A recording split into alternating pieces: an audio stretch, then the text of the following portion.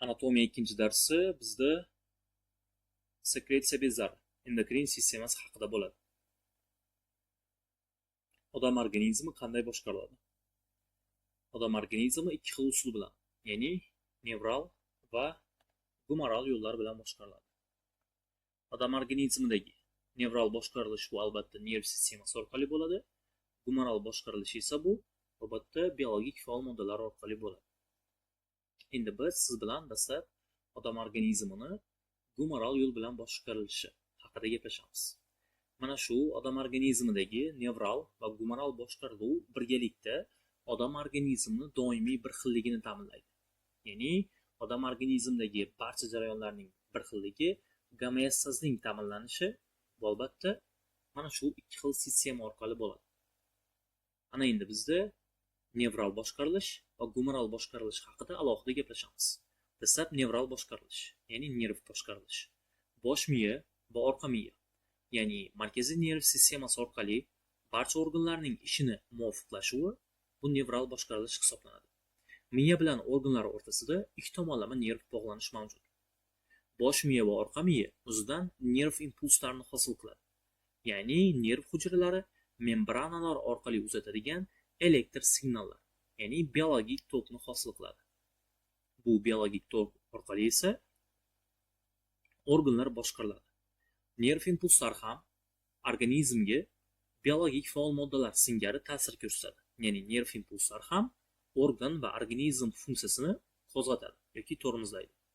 Ya'ni organlar faoliyatini kuchaytiradi yoki susaytirishi mumkin. Biz quyida demak nerv yo'li bilan organizmni boshqarilishini ko'rishimiz mumkin. Nerv sistemasi gipotalamusga nerv impulsi yuboradi.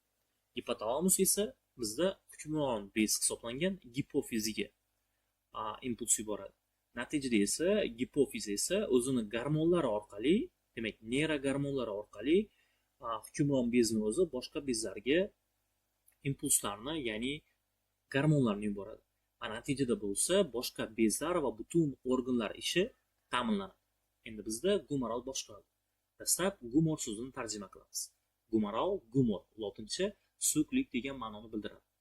Ya'ni organizmdagi maxsus bezlardan ajraladigan suyuqliklar orqali organlarning boshqariluvi bu gumoral boshqaruv hisoblanadi. Ishlab chiqaruvchi suyuqlik biologik faol modda deb ham ataladi.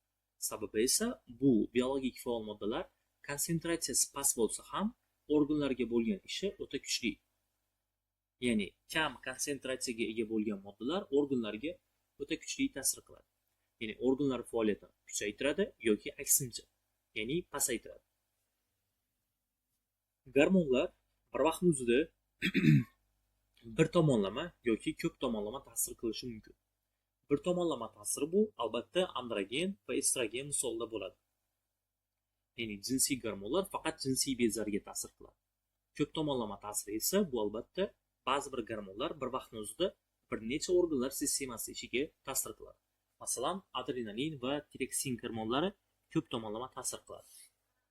Endi masalan, adrenalin misolida adrenalin gormoni qon aylanish sistemasiga, nerv sistemasiga, moddalar almashinuviga va boshqa jarayonlarning ishini boshqaradi.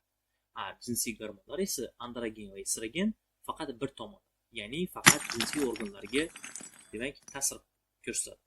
Demak, organizmda nerv va gumoral yo'l bilan boshqarilish orqali hosil bo'ladigan jarayon bu gomeostaz hisoblanadi. Gamio bu o'xshash, stazis harakat. Ya'ni organizmdagi organlarning doimiy bir xilligini ta'minlanishi gomeostaz deb ataladi. Gomeostaz biofizik, bioximik va boshqa hamma biologik jarayonlarda hosil bo'ladi. Endi gumoral boshqaruv. Demak, gumoral so'zini tarjima qilib oldik. Bu suyuqlik degan ma'noni bildiradi ekan. Organizmda bezlar, ya'ni gumoral boshqaruvda asosiy ishtirok qiluvchi bezlar 3 xil guruhga bo'linadi. Bular albatta bizda tuzilishi va funksiyasiga binoan bezlar, tashqi sekretsiya bezlari, ichki sekretsiya bezlari va aralash sekretsiya bezlari hisoblanadi. Tashqi sekretsiya bezlarida maxsus sekret yo'li bor. Ya'ni tashqi sekretsiya bezlari masalan teridan tashqariga, ya'ni organdan tashqi muhitga yoki organlar bo'shlig'iga maxsus sekret, suyuqlik yoki fermentlarni ishlab chiqaradi. Ichki sekretsiya bezlari esa albatta bu demak sekret yo'liga ega emas va natijada ularning ishlab chiqaradigan sekret suyuqligi o'ta biologik faol moddalar hisoblanib, u to'g'ridan to'g'ri qonga ishlab chiqariladi. Shu sababdan ular ichki sekretsiya bezlari deb ataladi va ichki sekretsiya bezlari organlar faoliyatiga ta'sir ko'rsatadi.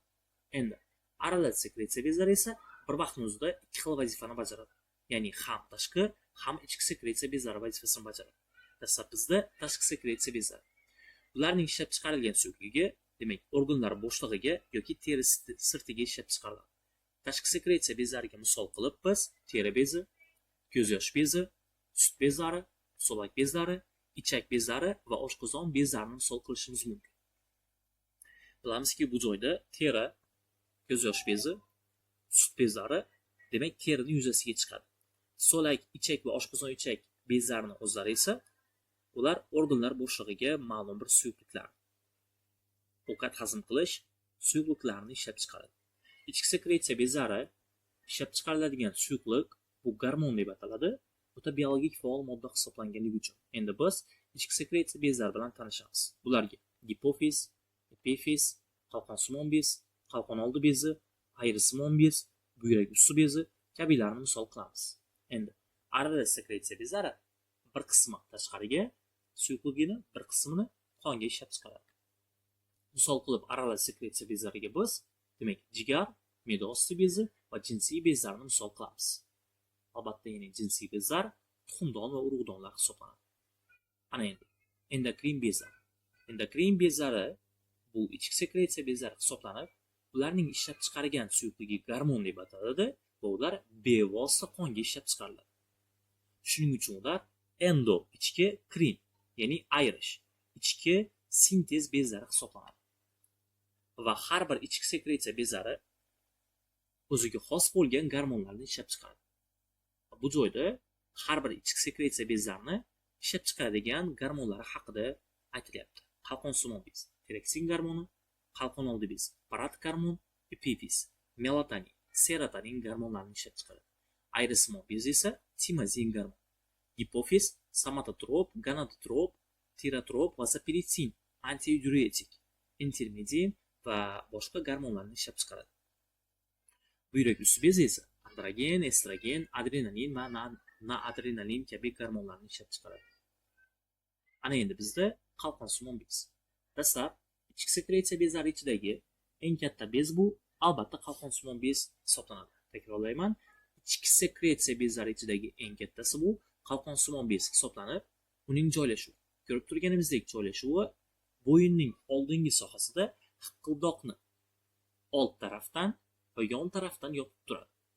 Shu sababli qalqonsimon bez ikkita bo'lakdan, ya'ni chap bo'lagi va o'ng bo'lakdan iborat bo'ladi. Qalqonsimon bez deb atalishiga sabab uning shakli bilan bog'liq. Ya'ni shakli bilan bog'liq holatda u shakli qalqon shaklini eslatganligi uchun shunaqa nom berilgan. Endi ichki sekretsiya bezlari ichidagi eng katta bez hisoblanadi massasiga ko'ra va u 5-10 yoshli bolalarda 10 gram. Katta yoshli odamlarda, ya'ni 18 yoshdan katta yoshli odamlarda esa 25-30 gramga teng bo'ladi. Ajratadigan gormoni bu bez tiroksin gormonini ishlab chiqaradi va tiroksin gormoni o'zida ko'p miqdorda yod moddasini saqlaydi. Endi gormonning ahamiyati. Tiroksin gormoni quyidagi organlarning ishini regulyatsiya, ya'ni boshqaradi. Metabolizm, moddalar almashinuvi, ovqat hazm qilish sistemasi, yurak va nerv sistemasiga tiroksin gormoni ta'sir qiladi. Nerv sistemasida nerv impulslarini normal o'tishini ta'minlaydi. Demak, ovqat hazm qilishda hazm qilish sistemasini pasaytiradi. Normal ishlab chiqarish esa hazm qilish sistemasini normada bo'lishini ta'minlaydi.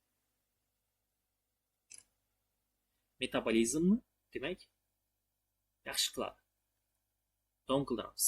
Endi bizda tiroksin miqdori. Tiroksin miqdori ikki xil o'zgarishi mumkin. Albatta, ortib ketsa, bu gipertirotoksikoz hisoblanadi. Kamayib ketsa esa gipotirotoksikoz hisoblanadi. Demak, ortsa, agar tiroksin gormoni organizmda ortib ketsa, quyidagi holatlar kuzatiladi. Albatta, bu Bazedov katta yosh odamlardagi tireksin gormoni ko'p ishlab chiqarilishi yoki balog'at yoshidagi qizlarda tirotoksikoz bo'ladi. Endi kamaysa. Bizda agar tireksin gormoni organizmda yetishmasa, quyidagi holatlar kuzatiladi. Bolalarda tireksin gormoni yetishmasa, kretinizm. Kattalarda esa miksidem. Shuningdek, endemik bo'qoq bo'lishi ham mumkin. Ya'ni tireksin gormoni yetishmovchiligi orqali organizmda yod yetishmovchiligi sababli tireksin gormoni kam ishlab chiqariladi va bizda demak gipofiz bizda qalqon oldi bezi massasi kattalashadi. Ya'ni u giper holatiga o'tadi. Kretinizm bu yosh bolalardagi tireksin gormoni yetishmovchiligi natijasida kelib chiqadigan kasallik hisoblanadi.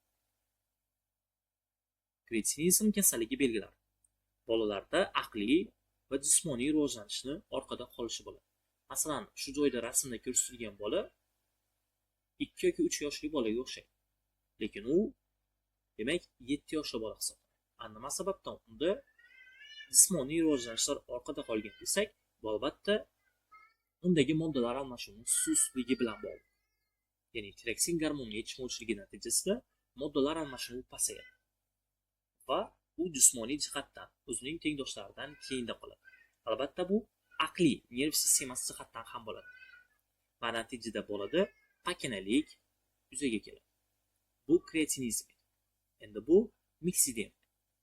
Ya'ni tireksin gormonini katta yosh odamlarda yetishmovchiligi natijasida kelib chiqadigan miksidema kasalligi. Bunda kasallik belgilari: yuzlar shishadi, ishtahani pasayishi bo'ladi va tana harorati tushadi. Ya'ni moddalar almashinuvi pasayishi natijasida ishtaha pasayishi bo'ladi va yuzlarda shish paydo bo'ladi. Qovoqlari shishgan holatda bo'lar ekan miksidema kasalligi. Bazedov kasalligi. Kasallik belgilari bemorning ozishi, ko'zlarning notabiiy chaqchag'ishi va nerv qo'zg'aluvchanlikning ortishi bilan belgilanadi. Bu ko'rib turganimiz Bazedov kasalligida davolanishdan oldin, bu esa davolanishidan keyin. Ko'rib turganingizdek, bu joyda jiddiy o'zgarishlar paydo bo'lgan. Ya'ni kishi ozib ketadi, ko'zlari notabiiy chaqchagan bo'ladi. Ya'ni egzoftalam kuzatiladi va nerv qo'zg'alishi ortadi. Bu joyda esa davolanishdan keyingi holatda. Endi bizda balog'at yoshidagi qizlardagi demak giper tirotoksikoz, ya'ni qalqonsimon bezni ishini kuchayib ketishi.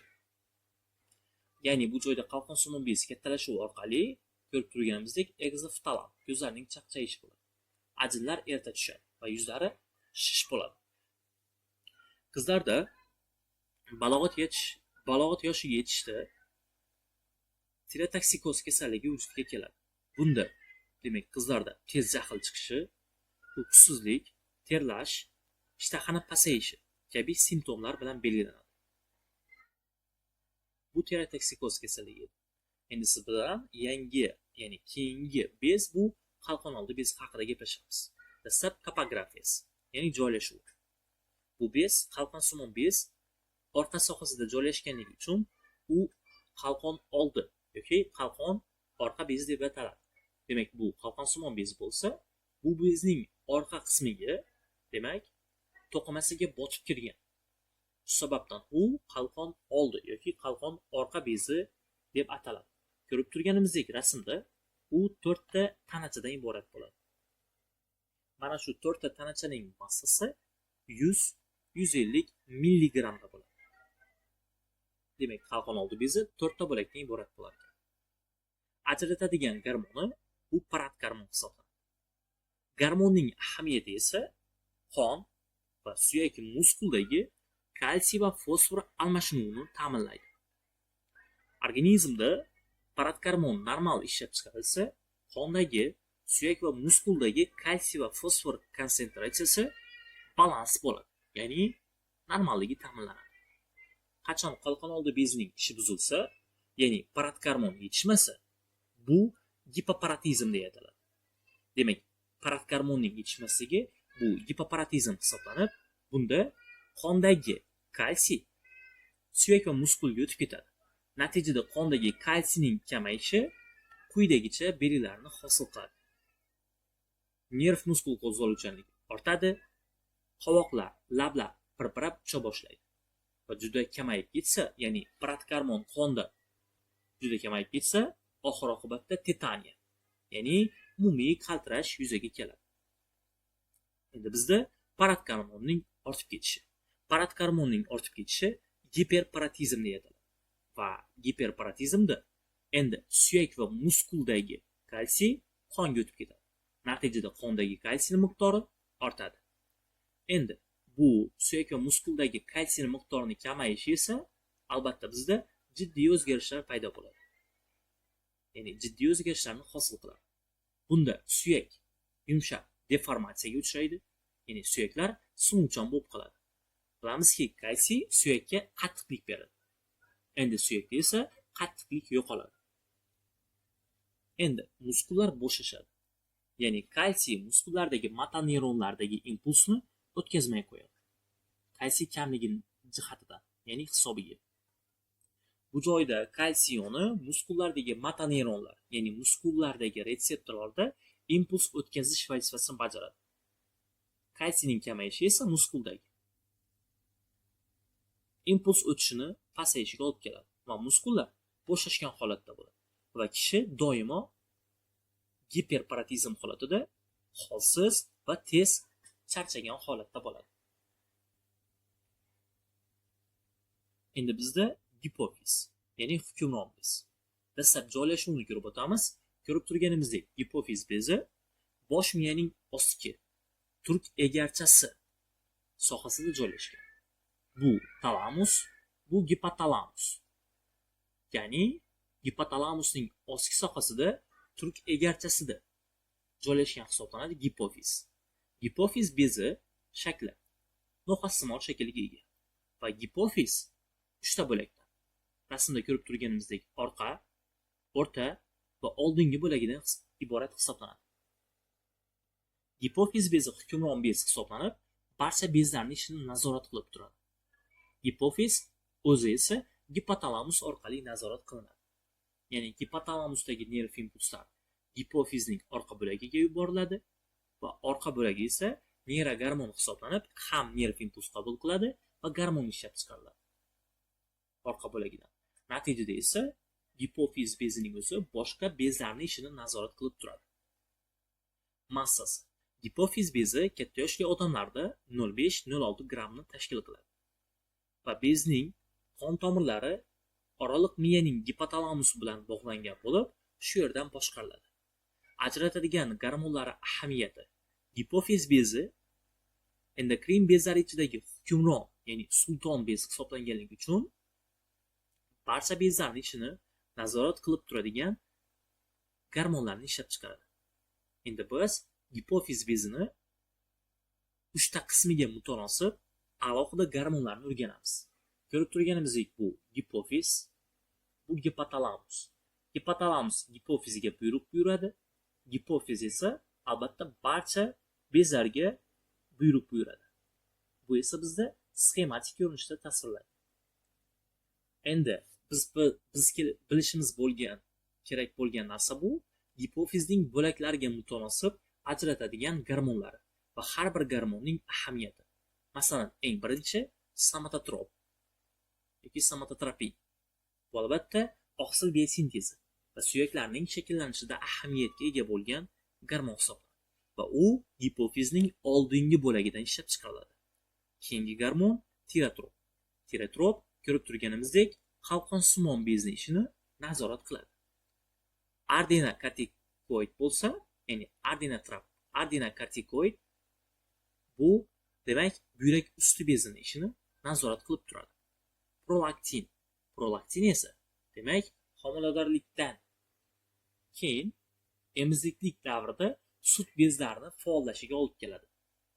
Ya'ni gipofiz bezi ajratadigan prolaktin sut bezlarini faollashtiradi. Natijada sut bezlari sut sekretsiya qiladi. Endi Gonadotropin gormoni esa bevosita urug'don va tuxumdon, ya'ni jinsiy bezlarga ta'sir qiladi. Gonadotropin demak gormoni turlari L-ga lyutenlovchi, FS-ga follikulyar stimulyator gormon turlari mavjud. L-ga lyutenlovchi homiladorlikni normal bo'lishini ta'minlaydi, FS-ga esa follikulani normal hosil bo'lishini, ya'ni ovulyatsiyani har oyda normal bo'lishini ta'minlaydi ekan. Oraliq bo'lagidan ishlab chiqariladigan gormon. Gipofizni oraliq bo'lagidan ishlab chiqariladigan gormoni bu melanotropin yoki yana bir nomi intermedin hisoblanadi. Va bu gipofizning melanotropin gormoni teri pigmentatsiyasida, terida rang hosil bo'lishini ta'minlaydi. Orqa bo'lagidan ishlab chiqariladigan gormon ko'rib turganimizdek bachadonga ta'sir qiladi. Va u demak oksitotsin. Oksitotsin bachadon muskullarini tug'ruq vaqtida kuchli qisqarishiga olib keladi. Bundan tashqari oksitotsin gormoni baxt gormoni deya ataladi. Qachon do'stlik, sevgi munosabatlarida hissiyot vaqtida hosil bo'ladi.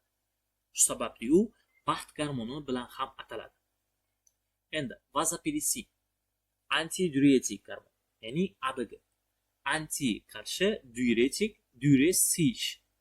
Ya'ni siyishga qarshi bo'lgan gormon bu buyrakning nefron kanalchalariga ta'sir qiladi. Reabsorpsiyani kuchaytirish orqali antidiures, ya'ni siyishga teskari ta'sir ko'rsatadi. Siydik ajralishini kamaytiradi. Bizda somatotrop gormonning vazifasi. Somatotrop gormoni bo'y o'sishini nazorat qiladi. Shuningdek, somatotrop gormoni hisobiga organizmda oqsil plastik almashinuv, ya'ni oqsil biosintezi normalligi ta'minlanadi. Bizda nosmon suyaklarining uzunligi bu somatotrop gormoni bilan bog'liq hisoblanadi. Somatotrop gormonning ishlab chiqarilishi ham bizning genetikamizda, ya'ni irsiyatimizda belgilangan. Somatotrop gormonning ishini buzilishi. Yosh bolalarda agar ortib ketsa, 18 yoshga yetmagan bolalarda ortib ketsa, gigantizm bo'ladi. Agar yosh bolalarda yetishmasa, nanizm, gipofizar pakanalik kelib chiqadi. Quyida 18 yoshli ikkita kishi. Lekin ularning bo'y uzunligi turlicha. Masalan, 65 sm, 2,5 metr. Nimaga bunaqa desak, bu demak, odamda somatotrop gormoni ortib ketgan, natijada esa gigantizm kelib chiqadi. Bu odamda esa somatotrop gormoni yetishmayapti. Shu sababli esa nanizm, gipofizar pakanalik kelyapti. Somatotrop gormonning ishini buzilishi. Katta yoshli odamlarda somatotrop gormoni ishlab chiqarilishi natijasida quyidagi kasallik kelib chiqadi. Bu esa akromegaliya hisoblanadi. Ko'rib turganimizdek, bu balog'at yoshida, 18 yoshida demak, somatotrop gormoni ko'p ishlab chiqarilayotgan qiz. Hozircha patologiyalar ko'zga yaqqol tashlanmayapti. U demak, keyinchalik 18-25 yosh oralig'ida yana somatotrop gormoni ko'p ishlab chiqarilsa, jiddiy o'zgarishlar paydo bo'ladi. Ya'ni akromegaliya rivojlanadi. Va uning belgilari qo'l-oyoq panjalarining kattalashuvi, tili va burnining tez o'sishuvi bilan belgilanadi. Til, burun va quloqlar o'ta tez o'sadi. Til shu darajada o'sadiki, natijada og'iz bo'shlig'iga sig'maydi va nunjlari chishib turadi. Dahani, ya'ni jag'i katta bo'ladi. Bu demak, katta yoshli odamlarda somatotrop gormoni ko'p ishlab chiqarilishi bilan kelib chiqadigan akromegaliya kasalligi belgilari edi. Endi biz siz bilan gipofizar, ya'ni hukmron bezning gipofizar boshqaruvi haqida gaplashamiz. Biz gipofizar sistemani quyidagicha ko'rishimiz mumkin. Gipofiz bu vazir.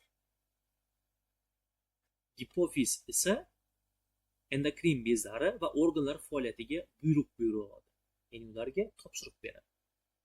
Bu endokrin boshqa bezlari va organlar esa albatta bizda vazirning qo'lidagi ishchilar, tashkarlar bo'lishi mumkin yoki boshqa, ya'ni oddiy ishchilar hisoblanadi. Endi gipofiz vazirini kim boshqaradi desak, albatta bu organizmdagi nerv sistemasi hisoblanadi. Ya'ni gipotalamus. Gipotalamus gipofizga buyruq buyuradi. Gipofiz esa demak endokrin bezlariga buyruq buyuradi. Gipotalamusni gipofizga buyrug'i bu nerv impulsi ko'rinishida bo'ladi. Gipofizning endokrin bezlar va organlar faoliyatiga bo'lgan ta'siri esa albatta bu gumoral, ya'ni ishlab chiqarilgan gormonlar hisobiga bo'ladi. Endi biz keyingi epifiz bezi haqida gaplashamiz. Dastlab topografiyasi. Joylashuviga ko'ra u o'rta miya sohasida joylashgan. Massasi esa demak 7 yoshga kirguncha kuchayib boradi. Keyinchalik esa demak asta-sekinlik bilan pasayadi. Balog'at davriga kelib esa epifiz bezining faoliyati to'xtaydi. Ajratadigan gormoni bu albatta melatonin gormoni hisoblanadi. Melatonin gormoni ahamiyati. Gormon terida melanin pigmentini sintezlanishini ahamiyatga ega va gipofizning gonadotrop gormoniga teskari ta'sir ko'rsatadi. Gipofiz bilamizki bu hukmron bez. Hukmron bezning ishini nazorat qilishi mumkin bo'lgan bez bu albatta epifiz bo'lishi mumkin ekan. Epifiz bezining melatonin gormoni bilvosita jinsiy bezlar faoliyatini pasaytirib turadi. Ya'ni melatonin gipofizning gonadotrop ishlab chiqarilishiga teskari ta'sir ko'rsatadi va gonadotropning kam ishlab chiqarilishi esa jinsiy bezlar faoliyatini pasayishiga olib keladi. Bu bilvosita bo'lyapti. Ayrisimon bez timus. Joylashuv. Demak, ayrisimon ko'krak qafasi bo'shlig'ida to'st suyagining orqasida joylashgan hisoblanadi. Shu sababdan u to'st suyagining orqa sohasida joylashgan ayrisimon shaklda joylashganligi uchun u ayrisimon bez nomi bilan ataladi. Yana bir nomi bu fandagi albatta timus. Massasi chaqaloqlarda 12 gram. 14-15 yoshli, ya'ni balog'at yoshidagi bolalarda esa 30-40 gram, ya'ni maksimal massani hosil qiladi. Keyinchalik balog'at yoshidan keyin asta-sekinlik bilan kichrayib boradi. Ajratadigan gormoni timus, timazin gormonini ajratadi. Timazin gormonini vazifasi. Bolalarda erta balog'at yetishini susaytirib turadi. Ya'ni bu bevosita jinsiy bezlar faoliyatini pasaytiradi. Timazin gormoni. Agar timazin yetishmasa, bolalarda erta balog'atga yetish belgilari hosil bo'ladi. Yosh bolalarda soqol chiqishi, ovoz yo'g'onlashuvi. Yosh qizlarda esa ko'kraklarda yog' to'planishi natijasida ko'krak bezlarining kattalashuvi, qachonki timazin yetishmasa, balog'at yoshida dan oldin erta balog'at yetishish belgilari paydo bo'ladi. Timazinni yana bir funksiyasi bu immun sistemani hosil qiladi. Ya'ni limfosit ishlab chiqarilish, limfa bezlari faoliyatini kuchaytiradi. Ya'ni bola balog'at yoshiga yetgungacha unda immun sistema shakllanib boradi va shakllanish bo'lsa o'ta kuchli bo'ladi. Agar timazin yetishmasa, immun sistema susayadi. Buyrak usti bezi. Dastlab joylashuv. Nomiga mutanosib buyrak usti bezi bir juft bo'lib, ikkita buyraklarning ustki sohasida joylashgan, yaslashgan piramida shaklidagi bez hisoblanadi. Qavatlar. Buyrak usti bezini ko'ndalang kesmasi ikkita qavatdan. Tashqi qavat po'stloq, ichki qavat esa mag'iz qismlaridan iborat bo'ladi. Ajratadigan gormonlari mag'izda adrenalin va noadrenalin gormonlarini, po'stloq qavatlardan esa glyukokortikoid, mineralokortikoid, androgen, estrogen gormonlarini ajratadi. Adrenalin va noadrenalin gormonlari bir-biriga teskari ta'sir ko'rsatib, antagonistik ta'sir ko'rsatib, organlar faoliyatini normalligini ta'minlab turadi. Glyukokortikoid organizmda glyukoza va oqsil almashinuvini ta'minlaydi. Mineralokortikoid suv va mineral tuzlarni almashinuvini ta'minlaydi. Androgen erkaklik jinsiy bezlari faoliyatiga ta'sir ko'rsatadi. Estrogen esa ayollik jinsiy bezlar faoliyatiga ta'sir ko'rsatadi. Har bir, demak, ajratadigan gormon haqida gaplashsak, androgen erkaklik jinsiy bezlari, ya'ni urug'donlarning aktivligi, faolligini oshiradi. Agar balog'at yoshida oldin androgen ko'p ishlab chiqarilsa, erta balog'atga yetish belgilari kuzatiladi. Estrogen ayollarning jinsiy gormoni bo'lib, ayollarda jinsiy bezlar, tuxumdonlarning aktivligi, faolligini oshiradi va ayollarga xos xislatlarni yuzaga chiqaradi. Agar buyrak usti bezida shish kasalligi yuzaga kelsa, jinsiy bezlar faolligi oshib ketadi. Natijada esa erta balog'atga yetishish belgilari namoyon bo'ladi. Endi biz adrenalinning fiziologik ahamiyati haqida gaplashamiz. Adrenalin gormoni yurak qisqarish kuchi va tezligini oshiradi. Yurak muskullarini qo'zg'aluvchanligini va o'tkazuvchanligini oshiradi. Qon tomirlarini toraytirib, arterial bosimni oshiradi. Oshqozon, ichak, mayatlik simo va peristaltik harakatlarni susaytiradi yoki butunlay to'xtatadi, ya'ni ishtahani pasaytiradi. Bronxiola muskularini bo'shashtiradi va kengaytiradi, ya'ni nafas olishni yengillashtiradi. Glikogen, glyukoza parchalashda qand miqdorini oshiradi. Glikogenni glyukozaga parchalanishida ahamiyatga ega bo'lib, qand miqdorini oshiradi. Yoki demak, me'da osti bezini glyukagon gormoniga o'xshaydi ta'siri. Muskullari toliqishini kamaytiradi, ishlamay turgan muskullarni qo'zg'atadi va soch muskullarini ko'taradi. Adrenalin gormoni hisobiga esa ko'z qorachig'i kengayadi.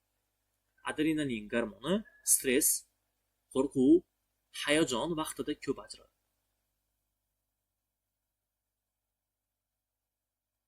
Aralash bezlar. Endi biz aralash sekretsiya bezlari haqida gaplashamiz. Ulardan eng birinchisi bu jigar hisoblanadi. Organizmda sekretsiya bezlari ichidagi eng katta bez bu jigar. Bilamizki, yuqorida aytib o'tgandek, ichki sekretsiya bezlari ichida esa eng kattasi bu qalqonsimon bez hisoblanadi. Jigar esa sekretsiya bezlari ichidagi eng kattasi hisoblanib, uning massasi 1500 gram, ya'ni 1,5 kilogramga yetishi mumkin. U tashqi sekretsiya jihatidan o't yo'liga 12 barmoqga o't yo'li orqali o't suyuqligini ishlab chiqaradi. Qonga esa gem va geparin moddalarini ishlab chiqaradi. Gem bu gemoglobin hosil bo'lishida ahamiyatga ega, geparin esa qonni suyultirib turadi.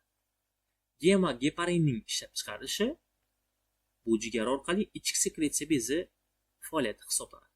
Ya'ni jigar aralash sekretsiya bezi hisoblanganligi uchun bir vaqtda u tashqi va ichki sekretsiya bezi faoliyati vazifasini bajaradi. Geparin qonni suyultiradi va arterial bosimni tushiradi.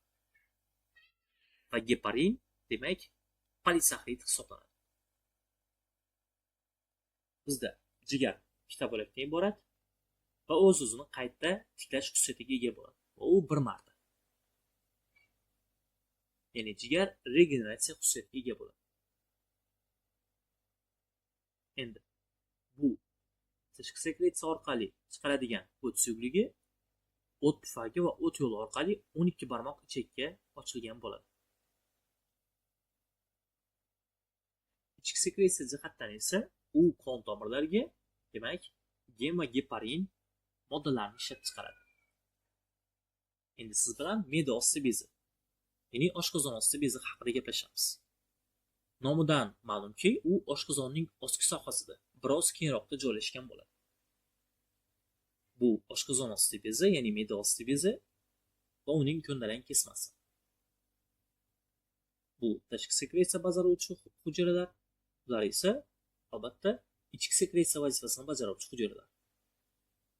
Bular tashqi sekretsiya, bular esa ichki sekretsiya vazifasini bajaradi. Ichki sekretsiya vazifasini bajaruvchi hujayralar bu Langerhans orolchasi deya ataladi.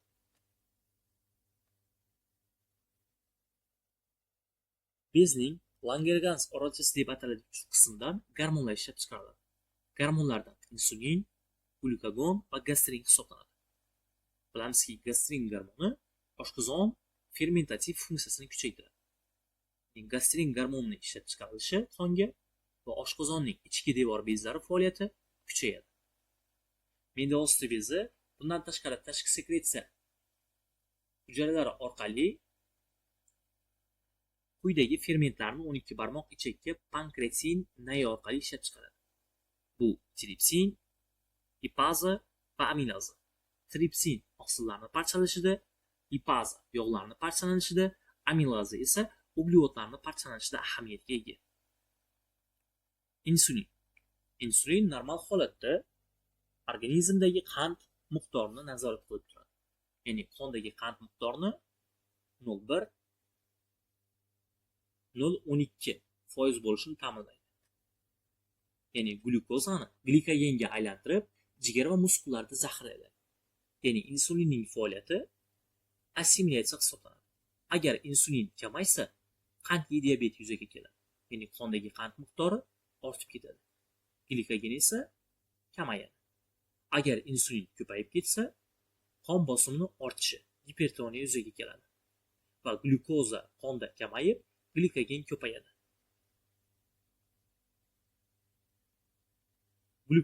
Glyukogen qondagi glikogen miqdorini kamaytirib turadi va glikogenni glyukozaga aylantiradi. Demak, qonda glyukoza miqdori ortadi. Ya'ni glyukogenning ta'siri adrenalin singari hisoblanadi. Glyukogen detsinyatsiyani amalga oshiradi. Agar glyukogen ko'payadi, agar glyukogen kamaysa, glikogen ko'payadi. Glyukoza esa kamayadi. Jinsiy bezlar. Bizda aralash sekretsiya bezlari ichida jinsiy bezlar ikki xil bo'ladi. Ulardan chiqadigan gormonlar yog' tabiatli bo'ladi. Jinsiy bezlardan chiqadigan gormonlar va ayollarda tuxumdon bezi ikkita. Erkaklarda esa urug'don bezlari ikkita bo'ladi. Demak, bu erkaklardagi urug'donlar, bu ayollardagi tuxumdonlar hisoblanar ekan. Endi biz urug'don haqida gaplashamiz. Erkaklik jinsiy gormonlari urug'don hisoblanib, ular androgen va testosteron gormonlarini ishlab chiqaradi va bu gormonlar ortsa, erta balog'at belgilari yuzaga keladi. Shuningdek, bu gormonlarning normal ishlab chiqarilishi jinsiy belgilarning yuzaga kelishiga olib keladi. Tuxumdon urg'ochilik jinsiy gormonlarini ishlab chiqaradi, ya'ni bu estrogen va estradiol gormonlar. Bu gormonlar ortsa, balog'at belgilari yuzaga keladi. Shuningdek, gormonlarning normal ishlab chiqarilishi birlamchi va ikkilamchi jinsiy belgilarning yuzaga kelishiga olib keladi. Endi urug'don va tuxumdonlarning tashqi sekretsiya va ichki sekretsiya funksiyasi. Urug'donning tashqi sekretsiya funksiyasi bu, demak, urug' yo'liga bilvosita sidik yo'li orqali spermatozoidlarning ishlab chiqarilishi. Bu tashqi sekretsiya bezi funksiyasi hisoblanadi. Ichki sekretsiya funksiyasi esa bu qon tomiriga androgen va testosteron gormonlarini ishlab chiqarishi ichki sekretsiya funksiyasi hisoblanadi. Tuxumdon tashqi sekretsiya jihatdan tuxum yo'liga tuxum hujayrasini, ichki sekretsiya jihatdan esa estrogen va estradiol gormonlarini ishlab chiqaradi. Shu bilan darsimiz o'zining nihoyasiga yetdi.